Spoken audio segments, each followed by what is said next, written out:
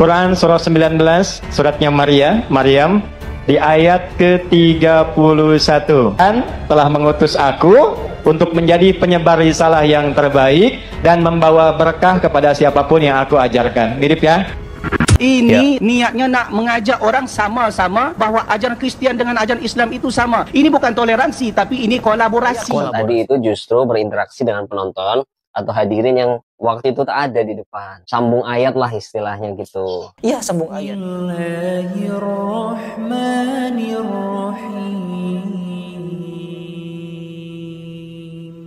Assalamualaikum warahmatullahi wabarakatuh. Sahabat muslim yang dirahmati Allah subhanahu wa ta'ala. Berjumpa lagi dengan channel Hasika Wafa. Sebelumnya kami ucapkan banyak terima kasih dan kami doakan semoga Allah subhanahu wa ta'ala senantiasa memberikan kesehatan dan menjauhkan kita dari segala musibah dan bencana. Amin ya robbal alamin. Pada video sebelumnya, kita telah membahas sebuah video dari Harry Pras yang mengingatkan Ustadz Adi Hidayat tentang kesalahan beliau yang merubah isi dalam Al-Quran. Pada video kali ini, channel Hasika Wafa akan kembali membahas peringatan dan kritik dari Harry Pras kepada Ustadz Adi Hidayat, yang dinilai semakin keluar dari ajaran Nabi Muhammad SAW. Nama Ustadz Adi Hidayat belakangan ini ramai menjadi perbincangan di media sosial. Hal tersebut berawal dari sebuah video yang diunggah di channel YouTube Adi Hidayat Official beberapa waktu yang lalu. Apa yang disampaikan Ustadz Adi Hidayat dalam video tersebut dinilai tidak sesuai dengan ajaran Islam tentang makna toleransi beragama yang sesungguhnya. Dalam potongan video yang beredar luas di media sosial, terlihat Ustadz Adi Hidayat salah menyebutkan ayat dalam surat Maryam. Selain itu Ustadz Adi Hidayat juga tidak membaca secara utuh surat Maryam ayat 31 tersebut. Hal itulah yang lantas ramai dibicarakan di media sosial. Banyak pihak yang berpendapat bahwa hal tersebut bukanlah bentuk toleransi antar umat beragama, melainkan bentuk kolaborasi antar umat beragama. Masyarakat hingga para ulama juga turut memberikan komentar terkait video Ustadz Adi Hidayat yang ramai di media sosial. Berikut tanggapan ulama terkait pernyataan Ustadz Adi Hidayat tersebut. Islam tentang dalil, pemahaman yang benar. Berbicara tentang pemahaman yang benar, saya ingin mengajak kalian untuk menyimak pendapat atau bantahan dari salah satu pakar Al-Quran dan juga bahasa Arab yang dimana menyayangkan sikap Ustadz Adi Hidayat ini. Langsung saja ke video. Assalamualaikum Ustaz. Waalaikumsalam warahmatullahi wabarakatuh. Izin bertanya, kerana kitab Injil lebih dahulu diturunkan daripada Al-Quran, jadi yang mau anda tanyakan, apakah benar ada yang sama isi kandungan kitab Injil dengan Al-Quran? Kerana anda dengar ada yang seorang Ustaz mengatakan Injil dan Al-Quran ada yang sama. Syukran. Ini masalah ni kerana isu akhir-akhir ini ada salah seorang Ustaz yang membuat satu majlis dengan orang Kristian dan dia nak kolekkan antara Al-Quran dengan Injil. Yang mana orang Kristian ini berani dengan jelas dikatakan bahawa dalam Yohanes 3 ayat ke-16 bahawa Tuhan kerana sayang rahmatnya kepada umatnya, bahkan dia hantar anak tunggalnya kepada manusia, dan siapa yang beriman kepada anak tunggalnya maka dia akan dapat berkat. Lalu Ustaz ini membacakan surah Maryam ayat 30 dan 31. Qala inni abdullahi atani alkitab wa ja'alani nabiyya wa ja'alani mubarakan aina ma kuntu wa awsani bis salati waz zakati ma dumtu hayya. Yang 30 dia tak terjemahkan, dipotong yang ke-31 dikatakan bahawa Nabi Isa itu diutus untuk memberikan berkat kepada seluruh umat manusia. Ini niatnya nak mengajak orang sama-sama bahwa ajaran Kristian dengan ajaran Islam itu sama. Ini bukan toleransi, tapi ini kolaborasi. Kenapa dia tak katakan qala ini Abdullah, aku hamba Allah? Iaitu Nabi Isa mengatakan aku hamba Allah. Yang orang Kristian mengatakan anak Allah. Ingat jemaah dikasihi Allah. Berarti dia potong depan, potong tengah, potong ini tujuannya apa? Pasti ada kepentingan tertentu. Sahabat muslim yang dirahmati Allah subhanahu wa ta'ala. Ustadz Adi Hidayat adalah seorang ulama muda yang terkenal dengan hafalan dan penyampaian ceramah yang mudah diterima oleh semua kalangan. Seorang ustadz dengan teknik penyampaian ceramah secara detail serta mendalam, tegas namun tetap humoris, sehingga mudah dipahami oleh para jamaahnya. Pengetahuan yang luas dan mendalam, serta penguasaan detail mengenai hukum Islam sebagaimana yang termaktub dalam Al-Quran dan hadis, memberikan kesan bagi setiap jamaah yang mengikuti kajiannya terkagum, bahkan mengidolakannya. Namun sebagai manusia biasa, tentunya Ustadz Adi Hidayat dan kita semua tak luput dari kesalahan dan dosa.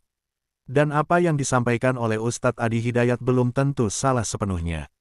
Berikut pendapat Ustadz Mujiman tentang video Ustadz Adi Hidayat yang ramai dibahas di media sosial. Diambil dari channel YouTube Jalan Tauhid. Teman-teman semua yang berbahagia yang dirahmati Allah Subhanahu wa taala, tanpa mengurangi rasa hormat saya dengan Ustadz Adi Hidayat, beliau adalah salah seorang ulama harismatik, followernya banyak, dan beliau juga keilmuannya di negeri ini diakui. Beliau juga sesepuh kita, bahkan beliau adalah seorang guru, seorang ulama yang sangat dermawan. Kita sudah masyhur itu. Beliau banyak mengumrohkan para jamaahnya, beliau banyak membantu orang-orang yang kekurangan sangat sedikit sekali yang mampu seperti beliau.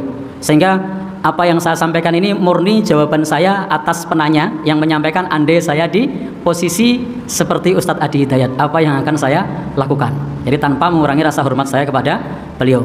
Dan beliau adalah seorang ustadz yang keilmuannya diakui. Beliau hafal Al-Quran, beliau hafal hadis-hadis Nabi. Tidak hanya sekedar hafal, beliau paham pojok kanan atas, pojok bawah, beliau sudah hafal itu. Sementara saya hanya sebagai seorang dai mubalek tarkam. Tarkam itu antar kampung, sehingga bukan kapasitasnya menanggapi video beliau, tapi ini pertanyaan jika saya berada di posisi seperti beliau, apa yang akan saya lakukan. Baik, jika berada di posisi beliau, maka saya ketika memanggil mahasiswi atau mahasiswa non muslim, yang akan saya tanyakan adalah bagaimana kesan Anda kuliah di kampus Muhammadiyah. Jadi akan mempromosikan kampus Muhammadiyahnya, sehingga kesan pesannya itu akan kita sampaikan, akan kita share kepada jamaah. Ketika mahasiswa mengatakan saya sangat senang di sini, alhamdulillah kita sebagai seorang muslim bisa membuat saudara-saudara kita nyaman untuk belajar bersama dengan kita, sehingga bisa kerasan untuk bisa belajar bersama kita. Saya tidak akan memberikan kesempatan kepada mahasiswi tersebut untuk mensyiarkan ayat-ayatnya. Saya tidak akan berikan kesempatan, karena ketika kita minta untuk membaca Al-Quran, itu sama saja saya memberikan kesempatan kepada mahasiswi tersebut mensyiarkan agama dia. Dan jika ternyata tidak terduga, ternyata mahasiswi tersebut membaca ayat-ayat, maka saat itu kita harus bisa punya posisi yang jelas, karena tidak boleh kita ridho dengan sesuatu yang itu berbeda konsep dengan agama kita. Misalnya ternyata mengutip surat Yohanes pasal berapa? 3 ayat 16 yang menyebutkan anak Allah. Maka kalau kemudian saya hafal surat Maryam, maka saya akan menerjemahkan bahwasanya saya adalah hamba Allah.